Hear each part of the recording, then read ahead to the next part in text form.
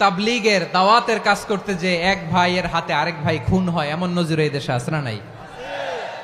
কি করে পারলে তুমি? হ্যাঁ, দিনের প্রচার করতে যে তোমার ভাইয়ের রক্তে তুমি হাত রাঙ্গালে কি করে? আমাদের সম্পর্কের নাম দিয়েছে আল্লাহ তাআলা ভাই ভাই। আমরা বললাম আল্লাহ আমরা এক উৎসব, এক উম্মত, এক দেহ, এক প্রাণ, আমাদের সম্পর্কের একটা নাম দিয়ে দেন। রব্বুল আলামিন বললেন ইন্নামাল মুমিনুনা ইখওয়াতুম ফাসলিহু বাইনা আখাওয়াইকুম ওয়াত্তাকুল্লাহ লাআল্লাকুম তুরহামুন। নিশ্চয়ই মুমিনরা হলো ভাই ভাই, নিশ্চয়ই তোমরা মুমিনরা ভাই ভাই, তোমাদের সম্পর্কের নাম তোমরা পরস্পর ভাই ভাই।